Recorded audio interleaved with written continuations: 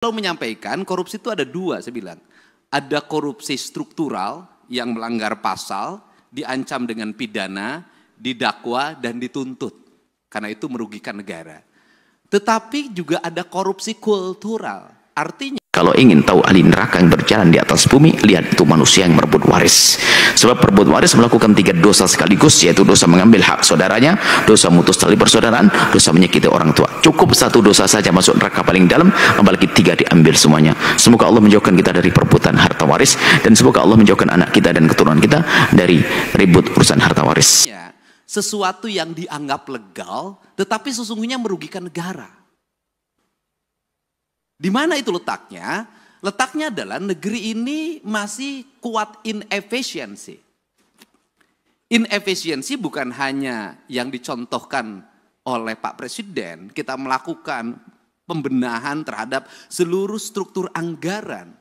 Tetapi realitasnya pertama adalah bahwa efektivitas pembangunan akan berjalan apabila ada kesetaraan. Di mana letak kesetaraannya? Pertama, kita realistis saja. Hubungan percepatan pengelolaan anggaran yang diajukan oleh pemerintah daerah kepada DPR. Di mana problemnya?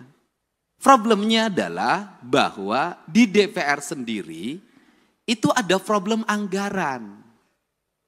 Jujur, kita nggak usah lagi ngomong bahwa ini kita sudah cukup, ini tidak cukup, tidak. Setiap orang pasti ingin ada peningkatan kesejahteraan. Ini contoh yang harus segera dikoreksi. Anggota DPRD mengikuti perjalanan dinas keluar kota, keluar provinsi, tujuannya selain kunjungan kan ada benefit yang bisa dibawa pulang. Kita kalau jujur begitu. Hari ini benefit itu tipis, tapi tipis pun harus dijalankan. Inefisiensinya di mana, Pak Direktur?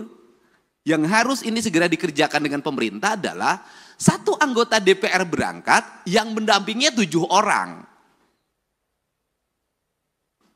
Sudah habis 7 tiket pesawat, 7 tiket kereta api, 7 kamar hotel. Dapatnya 500.000. Take home pay-nya itu. Bagaimana ini? DPR itu beranggapan kok kita tidak setara dengan DPR RI misalnya. Provinsi kabupaten. DPR RI itu jelas. Nah sehingga di DPR RI ketika menjadi anggota DPR nggak usah lagi berpikir fokir, saya ngalamin.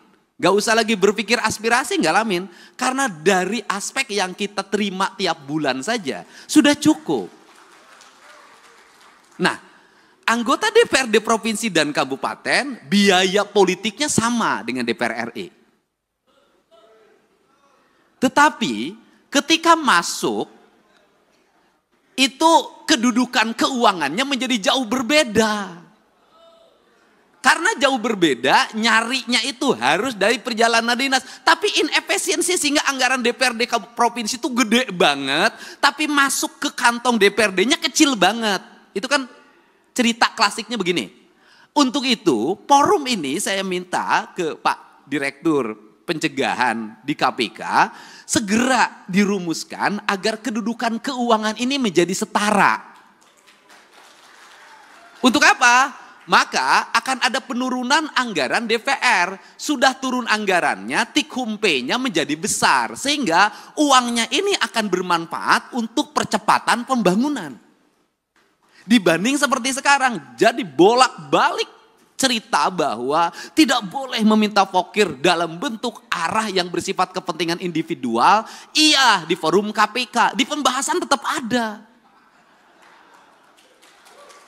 Nah, kan dilemanya adalah, kita jujur aja dilema kepala daerah, diikutin nanti ikut celaka, nggak diikutin regulasi pemerintah macet. Kan ini harus diomongin terbuka, nggak boleh lagi kita pura-pura tidak butuh tapi butuh. Jangan pura-pura di depan orang lain baik banget, di belakang itu diajak ke belakang. Ini hal yang harus Untuk itu saya meminta bantuan jajaran pimpinan KPK agar kedudukan keuangan DPRD itu sudahlah daripada tikumpenya diputerin dulu nyewa hotel, nyewa pesawat, langsung saja honor-honor diberikan berdasarkan rapat-rapat di DPR. Dari mulai rapat komisi, rapat badan musyawarah, rapat badan anggaran, rapat paripurna 1, 2, 3-nya, itu semua. Kalau sudah seperti ini, anggota DPRD setiap hari akan di kantor. Karena kalau tidak ke kantor, tidak dapat tikumpai. Selesai, Pak. Setelah itu ekonominya berputar lokal di daerah itu. Tidak lari keluar. Ini kan kasihan daerah-daerah yang dapetinnya dari PBB, parkir, pajak restoran. Yang kecil-kecil dikumpulin habis itu. Uang restoran yang dipungut dari restoran kecil dipakai makan di restoran berbintang di kota besar. Ini harus segera dibenahin kalau negeri ini ingin baik. Nah, kelemahan dari DPRD, provinsi dan kabupaten tidak bisa membuat aturan sendiri. Karena seluruh aturannya dibuat oleh kementerian. Beda dengan DPR RI, bisa ngundang kementerian, langsung aturannya bisa direvisi. Itu bedanya. Modalnya sama, kedudukannya berbeda. Ini pertama. Yang kedua, di internal birokrasi ada inefisiensi birokrat. Apa itu? Jumlah pejabatnya banyak. Jumlah orang yang memiliki golongan 4B, 4C, 4D-nya itu banyak. Di provinsi, orang yang sudah punya jabatan itu nggak bisa kayak di kepolisian langsung menjadi perwira diparkirkan. Dia akan gugat ke PT UN, harus punya jabatan. Karena dia harus punya jabatan walaupun merit system, itu kan administrasi merit system itu. Bekerja itu kan bukan pada wilayah angka, pada wilayah eksekusi. Nah, akhirnya di hampir semua pemerintah daerah itu memiliki struktur jabatan yang sangat banyak, memiliki jumlah penjabat yang sangat gemuk, kemudian juga sistem pengelolaan birokrasinya tunjangan terhadap pegawainya adalah tunjangan kinerja. Ini inefisiensi keuangan yang sangat luar biasa, itu terambil dana untuk pembangunan, untuk itu sangat besar hampir 60%. Dan yang paling utama adalah hari ini kita harus tahu semua orang bahagia lewat apa? Laporan administratif yang bersifat digital. Akhirnya tukin-tukin itu hanya ditukerin dengan foto, dengan video.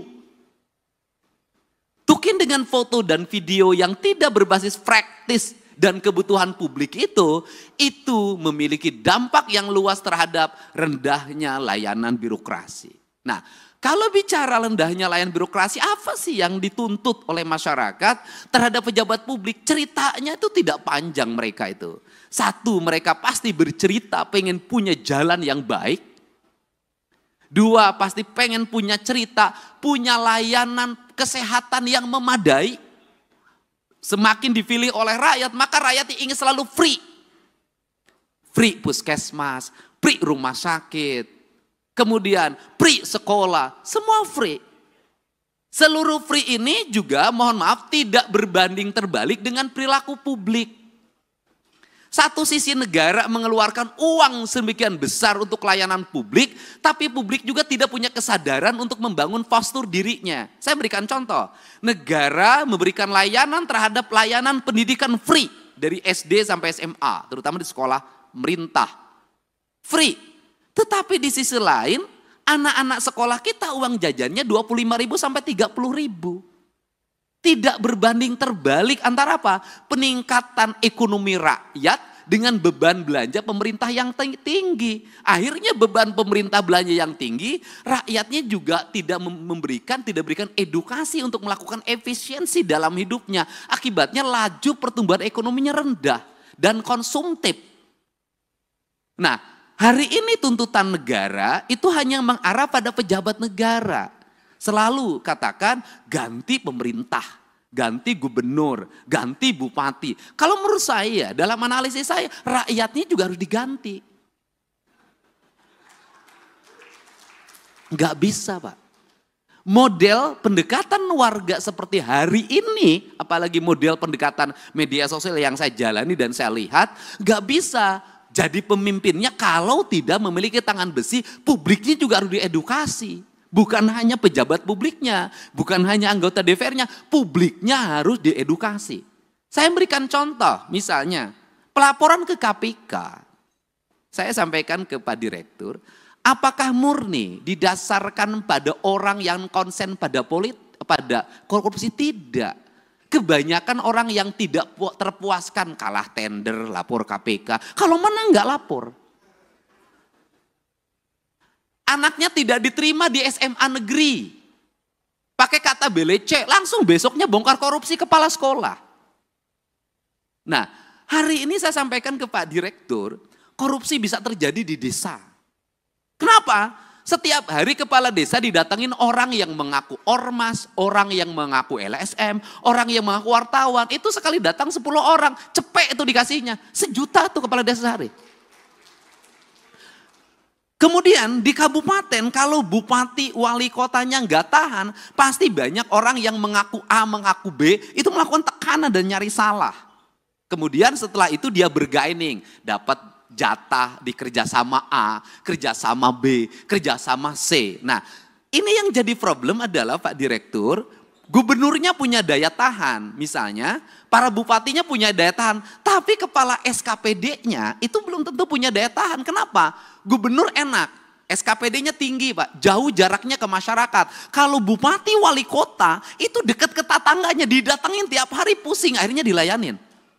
Jadi pemerintah ini yang terjadi di Indonesia hari ini adalah semakin dia strukturnya makin rendah, tingkat resikonya makin tinggi, sorotan publiknya makin tajam, biayanya makin rendah.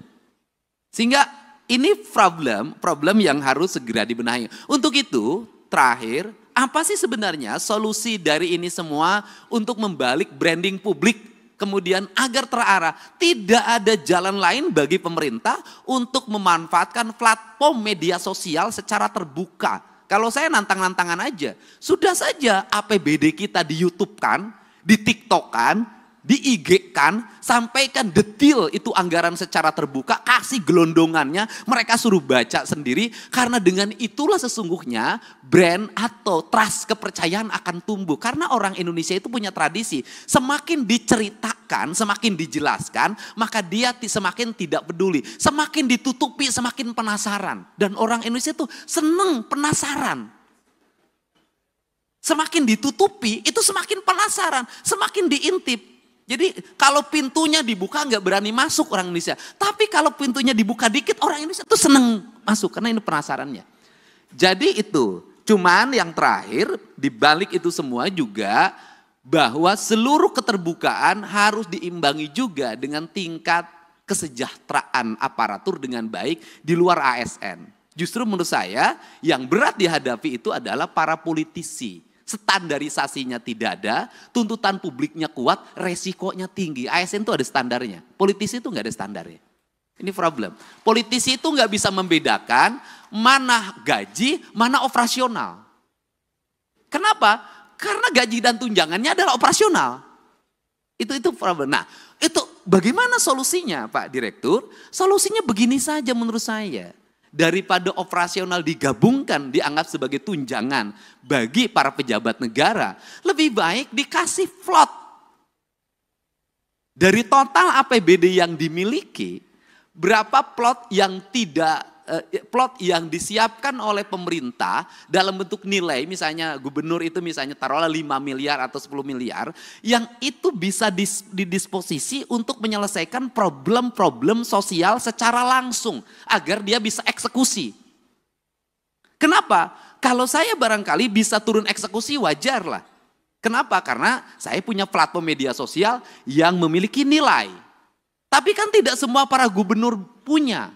Tidak semua para bupati punya.